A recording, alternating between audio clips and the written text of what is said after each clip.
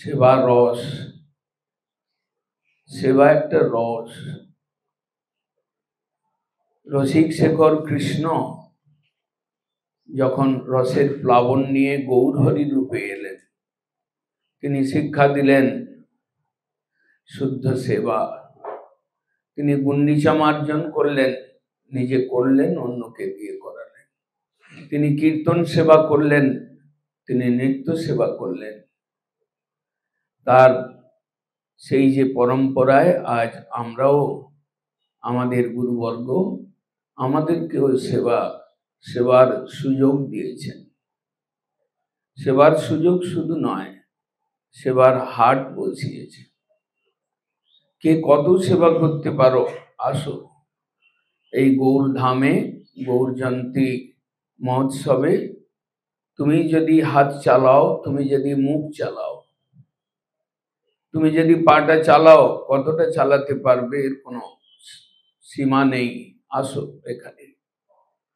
এইভাবে নামের হাট, সেবার হাট আমাদের গুরুবর্গ চৈতন্য দেবের অনুগ, চৈতন্য দেবের শিক্ষার আচরণকারী, চৈতন্য দেবের ধারা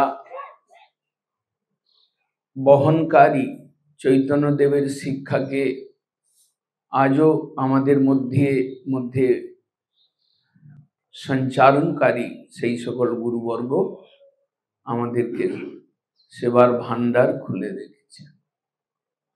কে কত সেবা করতে পারো, আসো। তোমার পা রয়েছে, তুমি হাঁটতে পারো, তুমি 5 দিন ধরে ধামের উপর দিয়ে হাঁটতে হাঁটতে, ধামের গুণগান করতে করতে তুমি হাঁটো। তুমি মুখ চালাতে পারো, তোমার অনেক কথা বলার রয়েছে, তোমার কথা বলার বৃত্তি বেশি রয়েছে, তুমি কৃষ্ণের নাম কীর্তন বলো, এখানে তোমার মুখটাকে চালাও, কাজে লাগাও। তোমার হাতরা বাড়ির কাজ করে, বাড়ির মার্জন করে, স্বামী ছেলে পরিবারের জন্য রন্ধন করে, তরকারি অমান্য করে, তুমি হাতটা এখানে চালাও, কতটা পারবে চালাও।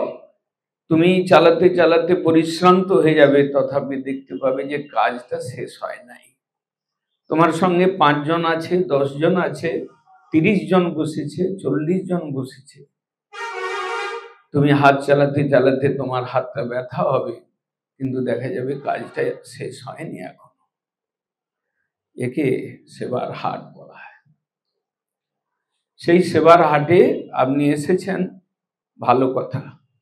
আপনি হাত চালাচ্ছেন একটু একটু, ভালো কথা। আপনি যদি একটু বেশি চালান, আরো ভালো।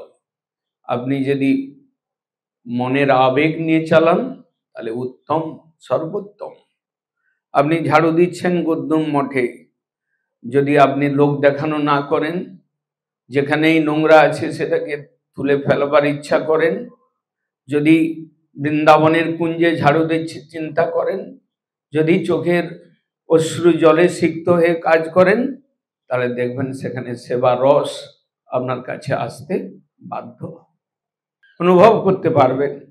কীর্তন রস, সেবার রস, এখানে রসের স্থান, এখানে ধাঙাতির স্থান নয়, এখানে ফাঁকি দেওয়ার স্থান নয়, এখানে দেহ আরামের স্থান নয়, এখানে আলস্যের স্থান নেই, এখানে নিদ্রায় অভিভূত থাকা বা বাড়ির গল্প করার স্থান এটা নয়। যদি সেগুলো চালান, তাহলে নিজের কপালে কুঠারাঘাত করছেন, আপনি ঠকে যাবেন। গুরুবর্গ আপনার কাছ থেকে চায় না, বাঞ্ছা।